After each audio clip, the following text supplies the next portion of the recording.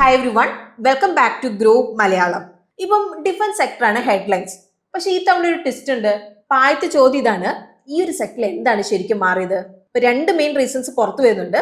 അപ്പൊ നിങ്ങൾ ആദ്യം ഈ ഒരു ക്ലിപ്പ് ഒന്ന് കണ്ടു നോക്ക്. What has really changed in the last couple of years? One is, of course, this whole Make in India that we've been seeing and the increased orders that these companies have been getting.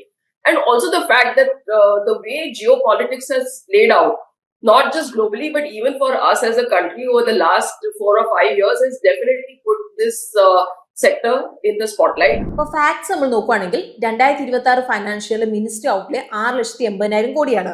Year over year ഏകദേശം 10% growth. അപ്പൊ ഇതിൽ 1,80,000 കോടി capital modernisation ആയിട്ടാണ്, അതിൽ 1,12,000 കോടി domestic പ്രൊക്യൂർമെന്റിനും. അപ്പൊ ഇത് Indian defence കമ്പനികൾക്ക് ഒരു സപ്പോർട്ടിംഗ് ഫാക്ടറാണ്.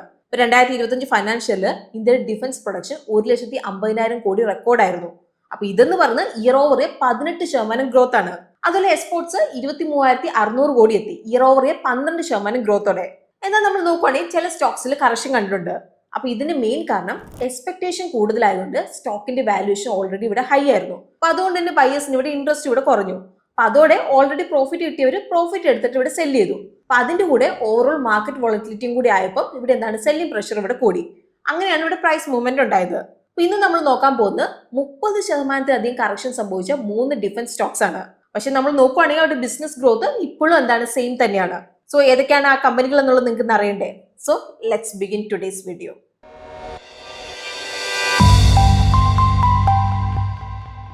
ഇന്നത്തെ നമ്മുടെ ഫസ്റ്റ് കമ്പനി വരുന്ന garden rich ship builders and engineers ആണ്. ഇപ്പൊ June 2025 stock 3,538 all time high create ചെയ്തു. അതിനുശേഷം പ്രൈസ് ഇവിടെ 30% കറക്ഷൻ നടന്നു. ഇപ്പൊ വാല്യൂഷൻ കോണ്ടെക്സിൽ സ്റ്റോക്കിന്റെ ഹിസ്റ്റോറിക്കൽ PG 1.09 ആണ്. അപ്പൊ കഴിഞ്ഞ 3 വർഷത്തിൽ സെയിൽസ് CAGR ഏകദേശം 42%, അതിൽ പ്രോഫിറ്റ് CAGR 42% ആയിരുന്നു. ഇപ്പൊ റവന്യൂ കൂടിയപ്പോൾ കമ്പനി ലേബർ ഇന്റൻസീവ് വർക്ക്, അതായത് ഇപ്പൊ കേബിളിംഗ്, പ്ലംബിംഗ് പോലത്തെ ഒക്കെ എന്താണ് ഔട്ട്സോഴ്സ് ചെയ്തു. പകരം അവർ ഹൈ മാർജിൻ ഡിസൈനും പ്രൊജക്ട് മാനേജ്മെന്റ് ആക്ടിവിറ്റീസും ഇൻഹൗസ് ആയിട്ട് തന്നെ ഇവിടെ ചെയ്തു പോകുന്നവര്. അപ്പൊ ഇത് കാരണമാണ് കഴിഞ്ഞ 2 വർഷത്തിൽ നമ്മൾ നോക്കുവാണെങ്കിൽ ഓപ്പറേറ്റിംഗ് മാർജിൻ 8.3% അടുത്തോളം ഇവിടെ എക്സ്പാൻഡ് ചെയ്തത്. അതേസമയത്ത് നെറ്റ് പ്രോഫിറ്റ് മാർജിൻ നോക്കുകയാണെങ്കിൽ ഇപ്പോൾ 10.4%. ഇപ്പൊ നെറ്റ് പ്രോഫിറ്റിലേക്ക് അതർ ഇൻകത്തിന്റെ കോൺട്രിബ്യൂഷൻ 64%. ഇപ്പൊ 2023 ഫൈനാൻഷ്യറിൽ ഇത് 89%. സോ അതർ ഇൻകത്തിന്റെ ഡിപ്പെൻഡൻസി പതുക്കെ ഇവിടെ കുറയുന്നുണ്ട്. ഇപ്പൊ TTM ബേസിൽ other income to profit ratio വീണ്ടും 53% ഇവിടെ വന്നു. ഇനി നമ്മൾ കമ്പനീനെ പറ്റി പറഞ്ഞ ഗാർഡൻ റിച്ച് മിനിസ്ട്രി ഓഫ് ഡിഫൻസിന്റെ കീഴിൽ പ്രവർത്തിക്കുന്ന പ്രീമിയർ ഇന്ത്യൻ ഷിപ്പ് ബിൽഡർ ആണ്. അപ്പൊ കമ്പനി ഒരു ഫുൾ സർവീസ് പ്രൊവൈഡർ പോലെയാണ്. അതായത് അവർ ഡിസൈൻ മുതൽ കൺസ്ട്രക്ഷൻ വരെ എല്ലാം ചെയ്യുന്നുണ്ട്. അതായത് യുദ്ധ കപ്പൽ, റിസർച്ച് ഷിപ്പ്, കൊമേഴ്ഷ്യൽ ഷിപ്സ് ഒക്കെ കംപ്ലീറ്റ് ചെയ്ത് കൊടുക്കുന്നുണ്ട്. അപ്പൊ ഇവരുടെ പ്രൈമറി ക്ലയൻസിൽ വരുന്നതാണ് ഇന്ത്യൻ നേവി, അതുപോലെ ഇന്ത്യൻ കോസ്റ്റ് ഗാർഡ് ആണ്. പക്ഷേ ഡിഫൻസ് റിലേറ്റഡ് കമ്പനീസിന് ഗവൺമെന്റ് സ്പെഷ്യൽ എക്സംഷൻ കൊടുത്തുകൊണ്ട് ബിസിനസ് ഡീറ്റെയിൽസ് സെഗ്മെന്റ് വൈസ് ആയിട്ട് ഫുൾ ഡിസ്ക്ലോസ് ചെയ്യേണ്ട ആവശ്യം ഇവിടെ വരുന്നില്ല അവർക്ക്. അപ്പൊ നമ്മളിവിടെ സെപ്റ്റംബർ 2025 നമ്പേഴ്സ് നോക്കുകയാണെങ്കിൽ സെയിൽസ് ഇയർ ഓവർ ഇയർ 45% കൂടി 1,667 കോടിയായി. അതേസമയത്ത് എക്സ്പെൻസ് ഇവിടെ 40% മാത്രമേ കൂടിയിട്ടുള്ളൂ. അപ്പൊ ഇത് ഓപ്പറേറ്റിംഗ് ലിവറേജിന്റെ ഒരു ക്ലിയർ സൈൻ ആണ്. കമ്പനിയുടെ ഗ്രോത്തിന്റെ ഒരു മെയിൻ കാരണം അവർ കറക്റ്റ് ടൈമിനുള്ളിൽ പ്രൊജക്ട്സ് കംപ്ലീറ്റ് ചെയ്ത് കൊടുക്കുന്നതുകൊണ്ടാണ്. പ്രത്യേകിച്ച് P-17 ആൽഫ ഫ്രിഗേറ്റ് പ്രൊജക്ട്. ആദ്യത്തെ ഷിപ്പ് പ്രതീക്ഷിച്ച ടൈമിന് മുമ്പ് തന്നെ അവർ ഡെലിവർ ചെയ്തു. സെക്കൻഡ് ഷിപ്പ് നമ്മൾ നോക്കുകയാണെങ്കിൽ ഇൻസ്റ്റലേഷൻ പ്ലസ് ടെസ്റ്റിംഗ് ഫേസിലാണ്. അതുകൊണ്ട് ഇവിടെ റവന്യൂ കൂടി വരും. ഇപ്പോൾ കോസ്റ്റ് ഓഫ് മെറ്റീരിയൽ 16% ഇടിഞ്ഞു. കാരണം വലിയ മെഷീൻസ്, അതിൽ ഹെവി എക്യുപ്മെന്റ് വാങ്ങുന്ന സ്റ്റേജ് കഴിഞ്ഞായിരുന്നു. ഇപ്പം പ്രൊജക്ട്സ് എല്ലാം മാൻ പവർ കൂടുതൽ ആവശ്യമുള്ള ഇന്റഗ്രേഷൻ സ്റ്റേജിലാണ്. അതുകൊണ്ട് സ്പെൻഡിങ് മെറ്റീരിയൽസ് അല്ല, ലേബറിലാണ് ഇവിടെ കൂടുതൽ. ഇപ്പം ഇമ്പാക്ട് ഇവിടെ ക്ലിയർ ആണ്. ഒരു വർഷത്തിൽ operating margin 335 basis point expand ചെയ്തു 9.3%. Operating profit year over year 126% കൂടി 156 കോടിയായി. Net profit year over year 57% വളർന്നു. അതിൽ നെറ്റ് പ്രോഫിറ്റ് മാർജിൻ 9.2% എത്തി. അതിൽ നെറ്റ് പ്രോഫിറ്റില് അതർ ഇൻകത്തിന്റെ ഷെയർ 76% 46% കുറഞ്ഞു. ഇനി നമ്മൾ ഇവരുടെ ഗ്രോത്ത് ഔട്ട്ലുക്ക് നോക്കുകയാണെങ്കിൽ മാനേജ്മെന്റ് ഇവിടെ പറയുന്നത് അടുത്ത ഷോർട്ട് ടേം പീരീഡിൽ റവന്യൂ പ്രോഫിറ്റും ഏകദേശം 25 മുതൽ 30% വരെ വളരുമെന്നാണ്. അപ്പൊ ഇതിന് സപ്പോർട്ട് ചെയ്ത് Q2 FY26 20,206 കോടി വാല്യൂ ഉള്ള പെൻഡിങ് ഓർഡേഴ്സ് ആണ്. അപ്പൊ ഇത് കറന്റ് ക്വാർട്ടർ റവന്യൂന്റെ 12 ഇരട്ടിയാണ്. അപ്പൊ കമ്പനിയുടെ ഫ്യൂച്ചർ ഓർഡർ പൈപ്പ്ലൈനിൽ 18 coast guard passenger vessel, 5 navy service ship, multipurpose വെസൽസിന് ടെൻഡർ ഉണ്ട്. അപ്പൊ ഇതെല്ലാം കൂടി 8,700 കോടിയുടെ ബിസിനസ് ഓപ്പർച്യൂണിറ്റി ആണ്. അപ്പൊ ഇതിൽ ചില പ്രൊജക്ട്സിന് ഓൾറെഡി ടെൻഡർ അപ്ലൈ ചെയ്തിട്ടുണ്ട്. അപ്പൊ കമ്പനി ഒരു പുതിയ വലിയ ഡിഫൻസ് പ്രൊജക്ട് സ്റ്റാർട്ട് ചെയ്യുന്നുണ്ട്, NGC വാർഷിപ്പ്. അപ്പൊ ഈ ഒരു പ്രൊജക്ടിന്റെ ടോട്ടൽ വാല്യൂ അറൌണ്ട് 30,000 കോടിയാണ്. അതിൽ 2026 ഫൈനാൻഷ്യൽ അവസാനത്തോടെ ടോട്ടൽ പെൻഡിങ് ഓർഡേഴ്സ് 50,000 കോടി വരെ എത്തിക്കാനുമാണ്. അപ്പൊ ഇത് 2025 ഫൈനാൻഷ്യൽ റവന്യൂന്റെ 10 ഇരട്ടിയാണ്. കമ്പനിയുടെ പ്രൊഡക്ഷൻ കപ്പാസിറ്റി കൂട്ടാനായിട്ട് എക്സ്പാൻഷൻ ചെയ്യുന്നുണ്ട്. ഇപ്പം സെയിം ടൈമിൽ പണിയുന്ന ഷിപ്സ് 24 നിന്ന് 28 ഇപ്പൊ 2026 38 ഷിപ്സ് വരെ, പിന്നെ അടുത്ത 4 വർഷത്തിൽ 40 ഷിപ്സ് വരെ പണിയാൻ വേണ്ടി ടാർഗറ്റ് ചെയ്യുന്നുണ്ട്. പിന്നെ നമ്മൾ ഇവിടെ നോക്കുകയാണെങ്കിൽ company debt service coverage ratio 3x നിന്ന് 27x ആയിട്ട് കൂടി. കാരണം ഹാഫ് ഇയർ ഇനി ഫൈനാൻഷ്യൽ 2025 കമ്പനി 54.4 കോടിയുടെ ഓവർ ഡ്രാഫ്റ്റ് റീപേ ചെയ്തു. എന്നാൽ ഹാഫ് ഇയർ ഇനി ഫൈനാൻഷ്യൽ 2026 0.1 CR റീപേ ചെയ്തിട്ടുണ്ടായിരുന്നുള്ളൂ. അതായത് ഡെറ്റ് സർവീസിംഗ് ഏകദേശം ഇവിടെ കഴിഞ്ഞു. അപ്പോൾ റിട്ടേൺസ് അതിൽ വാല്യുവേഷനിൽ ROE ഇപ്പോഴും റിലേറ്റീവ്ലി കുറവാണ്. അതിൽ മസഗോൺ ഡോക്ക് ഷിപ്പ് ബിൽഡേഴ്സിന്റെ മാർജിനും സെയിൽസും ഡബിൾ ആയിട്ട് പോലും കമ്പനി മസഗോൺ ഡോക്ക് ഷിപ്പ് ബിൽഡേഴ്സിനേക്കാളും ഹയർ പിയിലാണ് ഇവിടെ ട്രേഡ് ചെയ്യുന്നത്. ഇനി നമ്മൾ ഇവരുടെ ക്യാഷ് ഫ്ലോ നോക്കുകയാണെങ്കിൽ ഇവിടെ വോളറ്റൈൽ ആയിട്ട് തന്നെയാണ് നിൽക്കുന്നത്. അപ്പോൾ കമ്പനിയുടെ പ്രോജക്ട്സിന് ഒരുപാട് ഇൻവെന്ററിയും അപ്ഫ്രണ്ട് സ്പെൻഡിങ്ങും വരുന്നുണ്ട്. അപ്പൊ അതുകൊണ്ട് തന്നെ ഓപ്പറേറ്റിംഗ് ക്യാഷ് നെറ്റ് പ്രോഫിറ്റ് പോലെ അത്ര സ്റ്റഡി അല്ല, ഇവിടെ ഫ്ലക്ച്വേറ്റ് ചെയ്യുന്നുണ്ട്. ഇനി നമ്മൾ ഇവരുടെ റിസ്ക് നോക്കുകയാണെങ്കിൽ ക്യാഷ് ഫ്ലോ കൺവേർഷൻ വോളറ്റൈൽ ആണ്. ഇപ്പൊ 2025 ഫൈനാൻഷ്യലിൽ പാറ്റ് 527 കോടിയായിരുന്നു, എന്നാൽ ഓപ്പറേറ്റിംഗ് ക്യാഷ് ഫ്ലോ 16 കോടി മാത്രമായിരുന്നു. അപ്പൊ ഇത് ഹൈ വർക്കിംഗ് ക്യാപിറ്റൽ ഇന്റൻസിറ്റി ആണ് കാണിക്കുന്നത്. ഒരുപാട് ഇൻവെന്ററി സ്റ്റോർ ചെയ്യുന്നു, current assets and liabilities change ചെയ്യുന്നു. അപ്പൊ അതുകൊണ്ട് തന്നെ ഇവിടെ ക്യാഷ് ഫ്ലോ സ്റ്റഡി അല്ല. പിന്നെ എക്സിക്യൂഷൻ റിസ്ക്കും ഇമ്പോർട്ടന്റ് ആണ്. വലിയ ഓർഡർ ബുക്ക് ടൈമിൽ കംപ്ലീറ്റ് ചെയ്യുക, ക്യാഷ് റിയലൈസേഷൻ ഒക്കെ ഫ്യൂച്ചറിൽ മുന്നോട്ടേക്ക് പോകുമ്പോൾ വേരിയബിൾ ആണ്. ഇനി ഇന്നത്തെ നമ്മുടെ രണ്ടാമത്തെ കമ്പനി വന്ന് അപ്പോളോ മൈക്രോ സിസ്റ്റംസ് ആണ്. ഇപ്പൊ September 2025 stock 354 all time high create ചെയ്തു. അതോടെ പ്രൈസ് 30% കറക്റ്റ് ചെയ്തു. PG 1.81 ആണ്. അപ്പൊ കഴിഞ്ഞ 3 വർഷത്തിൽ കമ്പനി 32% സെയിൽസ് CAGR-ഉം അതിൽ 57% പ്രോഫിറ്റ് CAGR നൽകിയിട്ടുണ്ട്. അപ്പൊ മാർജിൻ ഇംപ്രൂവ്മെന്റും ഉണ്ട്. അപ്പൊ ഏറ്റവും വലിയ ഫാക്ടർ ആയത് ഇത് തന്നെയാണ്. അപ്പൊ കമ്പനി ഇവിടെ ഡെവലപ്മെന്റ് ഫേസിൽ നിന്ന് പ്രൊഡക്ഷൻ ഫേസിലേക്ക് കയറുവാണ്. അപ്പൊ ഡെവലപ്മെന്റ് ഫേസിൽ ഫോക്കസ് ഡിസൈൻ, പ്രോട്ടോടൈപ്പിംഗ്, അതിൽ ടെസ്റ്റിംഗ് ആയിരുന്നു. ഇത് ടൈം കൺസ്യൂമിങ്ങും അതുപോലെ മാർജിനും കുറവായിരുന്നു. എന്നാൽ പ്രൊഡക്ഷൻ ഫേസിൽ പ്രൊഡക്ട്സ് ക്വാളിഫൈ ആയതിനു ശേഷം മാസ് പ്രൊഡക്ഷൻ ഇവിടെ തുടങ്ങും. ഇവിടെ ഓപ്പറേറ്റിംഗ് ലിവറേജും സ്കെയിലും വലിയ പ്രോഫിറ്റ് മാർജിൻ ഇവിടെ നൽകും. ഇപ്പൊ ഡിസൈൻ അതിൽ പ്രോട്ടോടൈപ്പിംഗിന് ശേഷം പ്രോഗ്രാം സീരിയൽ പ്രൊഡക്ഷനിലേക്ക് കയറുമ്പോൾ മാർജിൻ നാച്ചുറലി കൂടുതലായിരിക്കും ഇവിടെ വരുന്നത്. ഇനി നമുക്ക് കമ്പനീനെ പറ്റി കുറച്ച് മനസ്സിലാക്കാം. Apollo micro system defence and എയറോസ്പേസിൽ electronic and electro mechanical system manufacture ചെയ്യുന്നത്. മുമ്പ് ഇതൊരു ഡിസൈൻ ആൻഡ് ഡെവലപ്മെന്റ് പാർട്ണർ ആയിരുന്നു. എന്നാൽ ഇപ്പോൾ കമ്പനി ഒരു ഫുൾ സ്കെയിൽ വെപ്പൺ മാനുഫാക്ചർ ആയി. ഇപ്പൊ റവന്യൂന്റെ exact vertical wise breakup disclose ചെയ്തിട്ടില്ല. ഇപ്പൊ September 2025 PNL sales year over year 40% കൂടി 225 കോടിയായി. അതേസമയത്ത് എക്സ്പെൻസ് 30% മാത്രമേ കൂടിയിട്ടുള്ളൂ. അപ്പൊ ഇത് സ്ട്രോങ് ഓപ്പറേറ്റിംഗ് ലിവറേജ് ആണ് കാണിക്കുന്നത്. അപ്പൊ മാനേജ്മെന്റ് ഈ ഒരു പെർഫോമൻസ് ബെറ്റർ എക്സിക്യൂഷനും അതിൽ ഫേവറബിൾ പ്രൊഡക്ട് മിക്സ് കൊണ്ടാണ് ഉണ്ടായതെന്നാണ് പറയുന്നത്. റോ മെറ്റീരിയൽ കോസ്റ്റ് കൂടിയെങ്കിലും ഇൻവെന്ററി റിലീസും എംപ്ലോയി കോസ്റ്റ് കൺട്രോളും ചെയ്തതുകൊണ്ട് മാർജിൻ അത് സപ്പോർട്ടായി. ഓപ്പറേറ്റിംഗ് പ്രോഫിറ്റിലേക്ക് ഒരു ഡയറക്റ്റ് ഇമ്പാക്ട് ഇതിനുണ്ടായിരുന്നു. ഒരു വർഷത്തിനുള്ളിൽ operating profit margin 572 basis point expand ചെയ്ത് 26.2% അതിൽ operating profit year over year 79% കൂടി 59 കോടിയായി. ഓപ്പറേറ്റിംഗ് സ്ട്രെങ്ത് കാരണം net profit year over year 88% കൂടി 30 കോടിയായി. അതിൽ നെറ്റ് പ്രോഫിറ്റ് മാർജിൻ 13.3% ഇംപ്രൂവ് ആയി. ഇനി നമ്മൾ ഗ്രോത്ത് ഔട്ട്ലുക്ക് നോക്കുമ്പോൾ മാനേജ്മെന്റ് 2026-27 ഫൈനാൻഷ്യലിൽ 45 മുതൽ 50% സ്റ്റാൻഡ് ലോൺ റവന്യൂ ആണ് പറയുന്നത്. ഐഡിയൽ എക്സ്പ്ലോസീവ്സിന്റെ കൺസോൾട്ടേഷന് ശേഷം.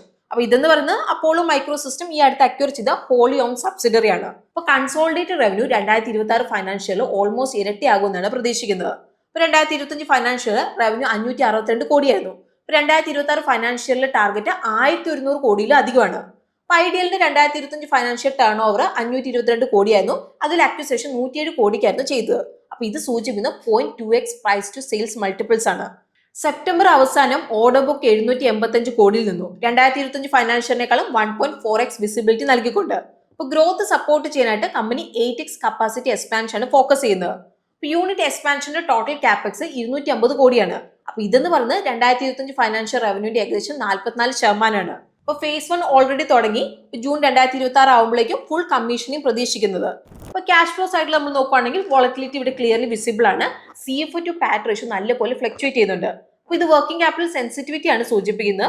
അപ്പൊ ഇൻവെന്ററി ടേൺ ഓവറിൽ ചെറിയ ഇംപ്രൂവ്മെന്റ് കണ്ടിട്ടുണ്ട്. എന്നാൽ ഇൻവെന്ററി ലെവൽ സ്ട്രാറ്റജി സ്റ്റോക്കിംഗ് കാരണം സ്റ്റിൽ കൂടുതലാണ്. അപ്പൊ ഈ വർഷം എടുത്ത ലോൺ കാരണം ഡെറ്റ് സർവീസ് കവറേജ് റേഷ്യോ ചെറുതായിട്ട് മോശമായിട്ടുണ്ട്. അപ്പൊ പോസിറ്റീവ് സൈഡിൽ നമ്മൾ നോക്കുകയാണെങ്കിൽ ക്യാഷ് കൺവേർഷൻ ഇവിടെ ഇംപ്രൂവ് ആയിട്ടുണ്ട്. 605 ദിവസത്തിൽ നിന്ന് 450 ദിവസത്തേക്ക്. അപ്പൊ ബെറ്റർ ക്യാഷ് റിക്കവറി ആണ് ഇത് കാണിക്കുന്നത്. നമ്മളിവിടെ നോക്കിയ റിസ്ക്കും ക്ലിയർലി കാണാം. വർക്കിംഗ് ക്യാപിറ്റൽ സൈക്കിൾ ഇംപ്രൂവ് ആയി. എന്നാൽ 2025 ഫൈനാൻഷ്യലിൽ 450 ഡേയ്സ് നോക്കുകയാണെങ്കിൽ സ്റ്റിൽ കൂടുതലാണ്. അപ്പൊ ഇതിന്റെ ഒപ്പം റിട്ടേൺ റേഷ്യോ മോശമായി. ഇപ്പൊ debt service coverage ratio 2024 ഫൈനാൻഷ്യലിൽ 16.4x നിന്ന് 2025 ഫൈനാൻഷ്യലിൽ 7.3x ആയി. അപ്പൊ ഈ അടുത്ത് അക്വയർ ചെയ്ത ഐഡിയൽ എക്സ്പ്ലോസീവ്സ് യൂണിറ്റ് പ്രോഫിറ്റബിലിറ്റി ബാധിക്കുന്നുണ്ട്.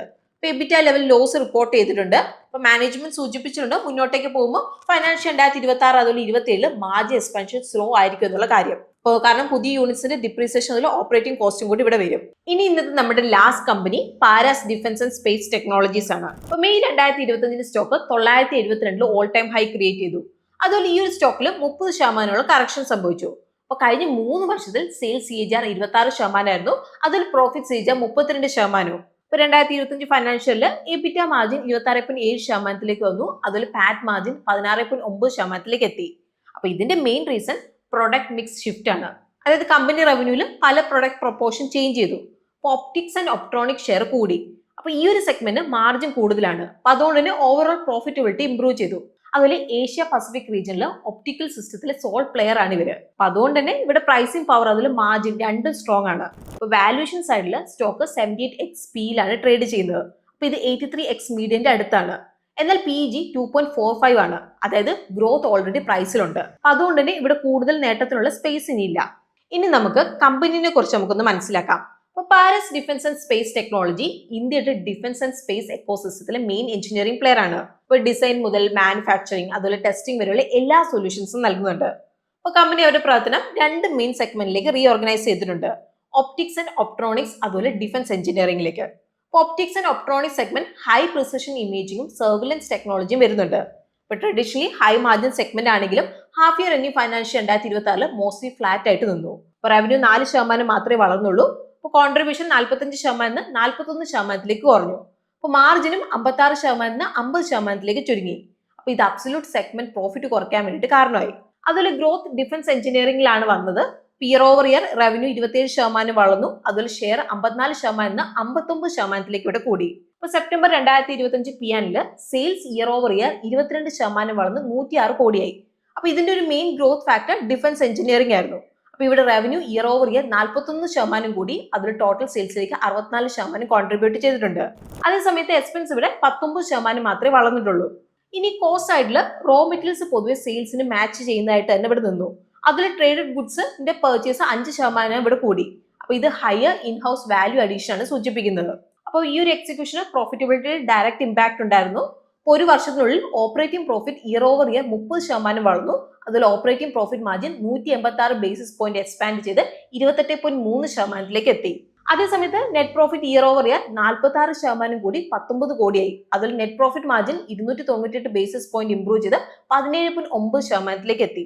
ഇനി നമ്മൾ ഇവരുടെ ഗ്രോത്ത് ഔട്ട്ലുക്ക് നോക്കുകയാണെങ്കിൽ സ്ട്രോങ് ആയിട്ടാണ് ഇത് കാണുന്നത്. 2026 ഫൈനാൻഷ്യലിൽ 40% റവന്യൂ ഗ്രോത്ത് ഗൈഡൻസ് ആണ് മാനേജ്മെന്റ് നൽകിയിരിക്കുന്നത്. അപ്പൊ ഇതിന്റെ ഒപ്പം 27% എബിറ്റ മാർജിൻ സസ്റ്റെയിൻ ചെയ്യാനായിട്ട് ടാർഗറ്റ് ചെയ്യുന്നുണ്ട്. ഇപ്പൊ 2024 ഫൈനാൻഷ്യലിൽ 20% ഡിപ്പിന് ശേഷം ഇതൊരു ക്ലിയർ റിക്കവറി സിഗ്നൽ ആണ്. അപ്പൊ ഈ ഒരു മാർജിൻ ഇംപ്രൂവ്മെന്റ് കാരണം ഹൈ മാർജിൻ ഒപ്റ്റിക്സ് ആൻഡ് ഒപ്ട്രോണിക്സ് സിസ്റ്റത്തിന്റെ ഷെയർ കൂടിയതുകൊണ്ടാണ്. അപ്പൊ മാർച്ച് 2025 പ്രകാരം ഓർഡർ ബുക്ക് ഏകദേശം 930 കോടിയാണ്. അപ്പൊ ഇത് 2025 ഫൈനാൻഷ്യൽ റവന്യൂന്റെ 2.5 ഇരട്ടിയാണ്. അപ്പൊ കമ്പനിയുടെ order book to bill ratio കഴിഞ്ഞ 4 വർഷത്തിൽ തുടർച്ചയായിട്ട് കൂടിയിട്ടുണ്ട്. കൂടാതെ 2000 മുതൽ 3000 കോടിയുടെ ഒരു വലിയ പൈപ്പിലിന് അടുത്ത 18 മുതൽ 24 മാസത്തിൽ ഐഡന്റിഫൈ ചെയ്യുന്നുണ്ട്. അപ്പൊ ഇത് കറന്റ് ആനുവൽ റവന്യൂന്റെ 5.5 മുതൽ 8 ഇരട്ടിയാണ്. അപ്പൊ ഇത് കാണിക്കുന്ന കമ്പനി പെട്ടെന്ന് വളരാനായിട്ട് പ്ലാൻ ചെയ്യുന്നുണ്ടെന്നുള്ള ക്ലിയർ ആയിട്ട് നമുക്ക് ഇവിടുന്ന് മനസ്സിലാവുന്നുണ്ട്. അപ്പൊ ക്യാഷ് കൺവേർഷൻ വോളറ്റിലാണ് മെയിൻലി വർക്കിംഗ് ക്യാപിറ്റൽ സ്വിങ്സ് കാരണം. അപ്പൊ അതുകൊണ്ടാണ് CFO ടു പാറ്റ് റേഷ്യോ നല്ലപോലെ ഫ്ലക്ച്വേറ്റ് ചെയ്യുന്നത്. ഈവൻ 2024 ഫൈനാൻഷ്യലിൽ CFO നെഗറ്റീവ് ആയിട്ടുണ്ട്. ഇനിയിപ്പോൾ നമ്മൾ വർക്കിംഗ് ക്യാപിറ്റൽ ഇൻഡിക്കേറ്റേഴ്സ് നോക്കുകയാണെങ്കിൽ കാര്യം കുറച്ചും കൂടി ഇവിടെ ക്ലിയർ ആണ്. ഇൻവെന്ററി ടേൺ ഓവർ 2024 ഫൈനാൻഷ്യലിലെ ഡിപ്പിന് ശേഷം 2025 ഫൈനാൻഷ്യലിൽ റിക്കവർ ചെയ്തു. അപ്പൊ ഇത് സൂചിപ്പിക്കുന്നത് ഇൻവെന്ററി മൂവ്മെന്റ് വേഗത്തിലായതാണ്. എന്നാൽ ഇത് 2023 പതുക്കെയാണ്. അതിൽ ഫിക്സഡ് അസറ്റ് ടേൺ ഓവർ 2025 ഫൈനാൻഷ്യലിൽ ഇംപ്രൂവ് ആയിട്ടുണ്ട്. അപ്പൊ ഇത് കാണിക്കുന്ന ബെറ്റർ അസറ്റ് യൂട്ടിലൈസേഷൻ അതുപോലെ ഹയർ സെയിൽസ് എഫിഷ്യൻസി ആണ്. ഇനി നമ്മൾ റിസ്ക് നോക്കുകയാണെങ്കിൽ ആദ്യത്തെ ഒപ്റ്റിക്സ് ഗ്രോത്ത് സ്ലോ ഡൗൺ ആണ്. ഇപ്പം high margin optics and optronics segment growth ഇല്ല. Q2 FY26 revenue almost flat ആയിട്ട് നിന്നു. മെയിൻലി കോൺട്രിബ്യൂഷൻ ഷിഫ്റ്റ് അതുപോലെ പ്രൊഡക്റ്റ് മിക്സ് ചേഞ്ച് കാരണം. ഇനി ഗ്രോത്ത് ഡിഫൻസ് എഞ്ചിനീയറിംഗ് സൈഡിലേക്ക് നിൽക്കുകയാണ്. അതുപോലെ high margin optics segment recover ആകാതിരുന്ന ബ്ലെൻഡഡ് എബിറ്റ മാർജിൻ കുറയാൻ ചാൻസ് ഉണ്ട്. പിന്നെ ക്ലയന്റ് കോൺസെൻട്രേഷൻ റിസ്കും ഉണ്ട്. 2025 ഫൈനാൻഷ്യലിൽ top 3 customers almost 67% revenue contribute ചെയ്തിട്ടുണ്ടായിരുന്നു. അപ്പൊ ഇതിന്റെ ഒപ്പം വർക്കിംഗ് ക്യാപിറ്റൽ ഇന്റൻസിറ്റിയും ഒരു റിസ്ക് ആണ്. അതുപോലെ ഇവിടെ ഇൻവെന്ററി അതുപോലെ റിസീവബിൾസ് കൂടി നിൽക്കുന്നത് ക്യാഷ് ഫ്ലോ അതുപോലെ സ്കെയിലബിലിറ്റിയിൽ പ്രഷർ ഉണ്ടാക്കും. സോ ഇതാണ് ഇന്നത്തെ നമ്മുടെ 3 കമ്പനീസിന്റെ ബ്രേക്ക് ഡൗൺ. ഇനിയിപ്പോൾ നിങ്ങൾ പറ, ഇതിൽ ഏത് കമ്പനി ആയിരിക്കും നിങ്ങൾ സെലക്ട് ചെയ്യുന്നത്? അത് കമന്റ്സ് നമ്മളോട് ഷെയർ ചെയ്യാവുന്നതാണ്. പിന്നെ ഇന്നത്തെ വീഡിയോ നമ്മൾ എഡ്യൂക്കേഷണൽ പർപ്പസിനായിട്ടാണ് കവർ ചെയ്തിരിക്കുന്നത്. ഇതൊരു റെക്കമെൻഡേഷൻ അല്ല എന്നുള്ള കാര്യം നമ്മൾ എടുത്തു പറയുകയാണ്. അതുകൊണ്ട് തന്നെ നിങ്ങൾ ഇതിൽ ഏതെങ്കിലും ഒരു കമ്പനിയിലേക്ക് ഇൻവെസ്റ്റ് ചെയ്യുന്നതിന് മുമ്പ് ഡീറ്റെയിൽ ആയിട്ട് റിസർച്ച് ചെയ്തതിന് ശേഷം മാത്രം ഇൻവെസ്റ്റ് ചെയ്യാൻ വേണ്ടിയിട്ട് നിങ്ങൾ ശ്രദ്ധിക്കണം. അപ്പൊ ഇന്നത്തെ വീഡിയോ നിങ്ങൾക്ക് യൂസ്ഫുൾ ആയിട്ടുണ്ടെങ്കിൽ വീഡിയോ ലൈക്ക് ചെയ്യുക. അപ്പൊ നമുക്ക് പുതിയൊരു വീഡിയോ ആയിട്ട് ഗ്രോ മലയാളം ചാനലോടെ വീണ്ടും കാണാം. അതുവരെ take care, happy investing and bye from Rincy.